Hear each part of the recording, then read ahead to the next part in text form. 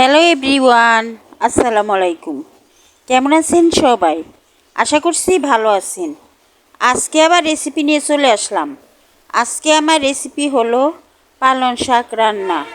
আশা করছি রেসিপিটি আপনাদের ভালো লাগবে। যদি ভালো লাগে তাহলে একটা লাইক দিয়ে সাবস্ক্রাইব করে আমার পাশে থাকবেন। তাহলে দেখতে থাকেন। এখানে আমি পালং শাক নিয়েছি।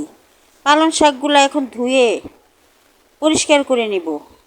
রান্না করার জন্য চুলায় চলে গেলাম। চুলায় একটা কড়াই বসিয়ে দিলাম। কড়াই আমি পালং শাকগুলা দিয়ে দিলাম। এখন এর মধ্যে আমি লবণ দিয়ে দিব পরিমাণ মতো। লবণ দিয়ে দিলাম পরিমাণ মতো। লবণ দেওয়ার পর এর মধ্যে 3টা কাঁচামরিচ দিয়ে দিলাম। আপনারা ঝাল অনুযায়ী বেশি দিতে পারেন। ঢাকনা দিয়ে ঢেকে দিলাম। কিছুক্ষণ রান্না করলাম। ঢাকনা তুলে শাকগুলা আমি নেড়ে দিলাম। শাকের মধ্যে অনেক পানি উঠেছে। এই পানিটা আমি শুকিয়ে নিব। এখন শাকটাকে নেড়ে চেড়ে আবারও ঢাকনা দিয়ে ঢেকে কিছুক্ষণ রান্না করব, মানে শাকটাকে সেদ্ধ করব। আবারও ঢেকে দিলাম।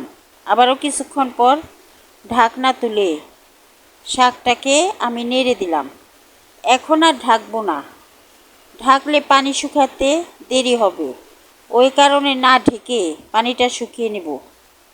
পানিটা শুকিয়ে নিলাম। এখন চুলার থেকে আমি নামিয়ে নিব।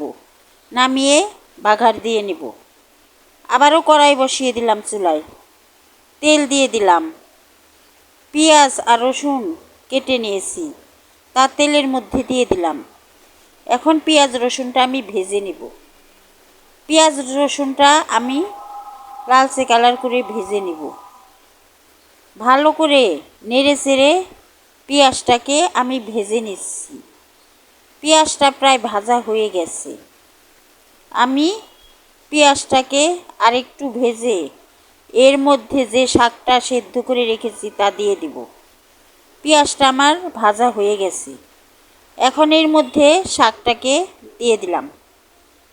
শাকটা দেওয়ার পর আমি নেড়ে চেড়ে শাকটা পেঁয়াজ রসুনের সাথে মিশিয়ে নেব।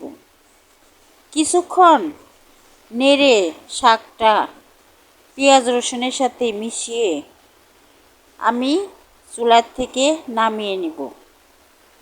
শাকটা আমার রান্না হয়ে গেছে। এখন শাকটা আমি চুলার থেকে নামিয়ে নেব। শাকটাকে আমি চুলার থেকে নামিয়ে নিলাম। কেমন লাগলো এই পালং শাকের রেসিপিটি?